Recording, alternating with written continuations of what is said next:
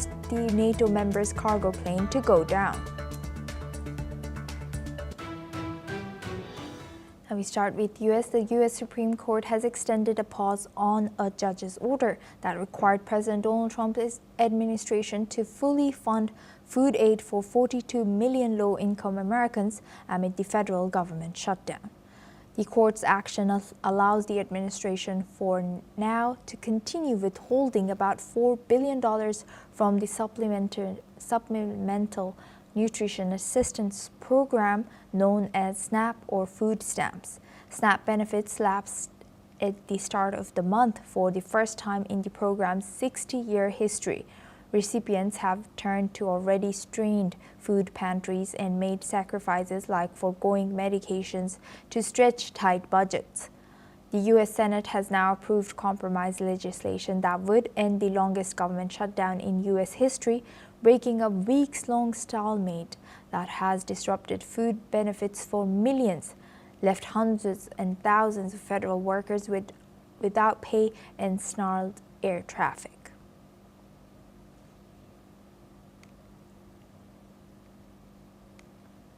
The U.S. Supreme Court has extended a pause on judge's order that required President Donald Trump's administration to fully fund food aid for 42 million low-income Americans amid the government shutdown. The court's action allows the administration for now to continue withholding about $4 billion from the Supplemental Nutrition Assistance Program known as SNAP or food stamps. SNAP benefits lapsed at the start of the month or for the first time in the program's 60-year history. Recipients have turned to already strained food pantries and made sacrifices. Now for this discussion, we welcome former Ambassador Ashok Sajanhar. He's a former Indian diplomat, joins us live from New Delhi. Thank you very much, Ambassador, for joining us. Welcome to NewsX World. Now looking at this, what political consequences and also consequences are for the people in U.S. living in the SNAP benefits or depending on these SNAP benefits have for lawmakers and the Trump administration ahead of upcoming elections? Yeah, thank you very much for having me on the show. You know, many of the actions that have been taken by President Trump and his administration go against the interests of ordinary people, particularly those who are not very well-to-do, who are underprivileged, whether in terms of their housing or in terms of meeting their basic needs or health care. So whether it is Medicare, Medicaid, or it is in terms of the food stamps, many of the facilities that were already available to them, which the previous administrations had made available for them, they have been taken away. And that, of course, has a huge impact on the standard of living of the people and their survival and their well-being. And so in terms of what the judiciary has done, and this is not the first case, there have been other cases also, and we will of course see the future of what Mr. Trump has imposed as far as tariffs are concerned on different countries. So I think that is also under consideration in the Supreme Court. We have seen that some of the other courts have ruled against it in the past also. This authority, this capacity of the federal government has been challenged, and the courts have upheld that the presidents don't have that authority. So here also this is a pushback against many of the actions that the Trump administration is doing. So I think they will have to take cognizance of this, and they will have to weave it into their actions, into the playbook as it goes forward, whether it is the administration, Trump administration, whether it is the establishment, or it is some of the other lawmakers who are involved in taking forward such initiatives. It will be a reality check for them. It will be a pushback. as far as they are concerned. Right. And also, Ambassador, what do you think would be the long-term effects or, effects on this government's voting? You know, as we know that there's another election coming up, but we know there's a lot of families, as you've mentioned in your answer, that there's so many people who are affected by these things, or who were affected in not only by SNAP, but by other things as well, like airplanes disruptions. Yeah, that of course, that is a direct impact of the shutdown as far as the government is concerned, and that also, as the reasons are very clear.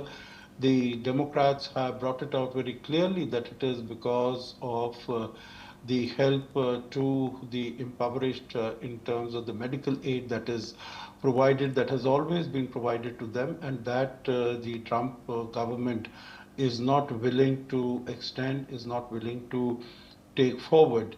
And so they are suffering. As far as impact on the elections, I think that is a very important point that you have raised. That's a very important question that you have raised. We have seen that in the recent elections, of course, the election of Zohran Mamdani, that has been very much in the news, not only in the United States, but also the world over.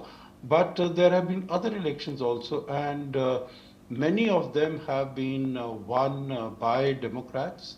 And we have seen that, a certain new type of playbook has been put into practice by Zohran Mamdani, that is the extreme left. Of course, Mr. Trump calls him a communist, the others call him radical left. He calls himself Democrat Socialist, Socialist Democrat. So we'll really have to wait and see whether he can provide some sort of energy to the Democrats. But we have seen in these elections also that the Democrats have done exceedingly well. Some people might argue that these have basically been Democratic positions, whether it is in Virginia, New Jersey, etc. But there are many Republican positions that have also been turned by the diplomats, by the Democrats. And the reason is that many of the policies that Mr. Trump has used, I mentioned about tariffs earlier, and one of the results of the tariffs is that prices are going up, inflation is going up, and also this pushback against immigrants. And we have to realize that America is a country of immigrants. New York, particularly, is a city of immigrants. So that has had a negative impact on the Republicans as far as the elections are concerned. But the big elections now to watch out for, as you have alluded to, are the midterm elections that take place next year in November. So they will be watched very carefully.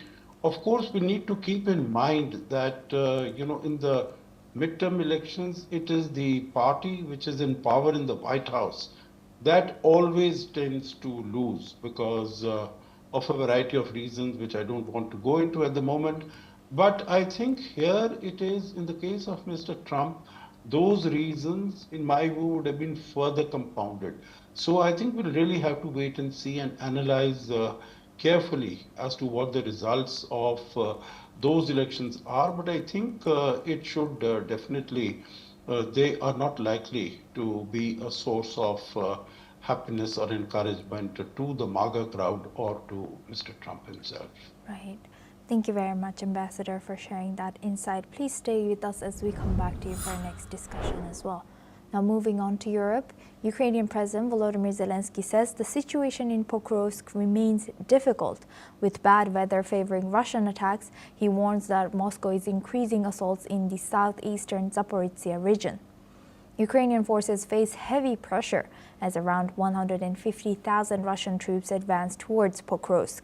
Zelensky says Ukrainian forces continue to fight, targeting Russian positions despite the challenging conditions. Meanwhile, Ukrainian commander Oleksandr Syrsky reports that Russia has taken 256 buildings around Pokrovsk and is attempting a pincer movement to encircle the city. Kyiv denies that Russia fully controls the area and says supply lines to neighboring Mironod remain open. On the other hand, Russia claims full control of eastern Kupiansk in Kharkiv region and captured an oil depot and several train stops. Now for this discussion, we welcome back Ambassador Ashok Sajanhar. He's a former Indian diplomat, joins us live from New Delhi. Thank you very much, Ambassador, for joining us again. Ambassador, now looking at this, different reports coming in from Russia and Ukraine, we always see as foreign journalists are not reporting on this. It's only particular to Russian journalists reporting Russian advancements and Ukraine reporting Ukrainian advancements. So how could these reports of conflicting control claims between Ukraine and Russia, how do you think it is influencing global perception and media narratives of the conflict? Do you think there's information warfare that's also used in these? No, absolutely. You're very right. I think it is, what in the military parlance it is called gray zone warfare, and otherwise we call it information warfare or warfare of perceptions. In terms of each side tries to tell its own story in a very positive manner. And we know that whenever wars take place, whenever conflicts take place, and particularly as far as the extended conflict that we have in Ukraine, then the first casualty there is the truth, is the reality, is the facts as to where do they lie. But I think that having been said, it is quite clear, number one, that today Russia does have an advantage as it goes into Ukraine, continues to occupy. Of course, its progress is very, very slow. It is very time consuming. With such a big country, such a big defense industry, such a big military industrial complex, such a big structure, defense structure.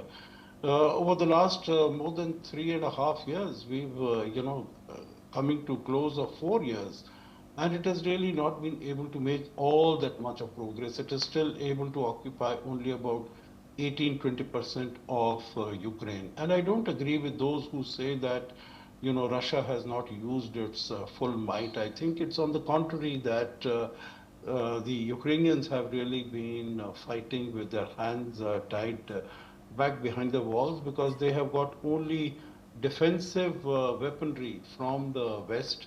They have not really got, what they have been asking for, whether it is air power or Tomahawk missiles, which can really cause some pain and damage as far as Russia is concerned. So I think they have really always been, Ukraine has always been on the back foot. But in this case, I think it is reasonably clear that it is Russia which has the advantage, and although it might be making slow progress, but it is making progress. The other aspect I think we need to remember also is that definitely Ukraine, with the support from the West, but also through its own defense manufacturing of drones, it has been able to inflict significant damage and significant harm on Russian, particularly energy sources, whether it is refineries or it is pipelines. So I think it is, there are some figures to suggest that more than 40% of the energy of Russia has been impacted, has been damaged as a result. Of course, it might not be fully 40%, but and they would have been able to repair many of the much of the damage that has been inflicted on that.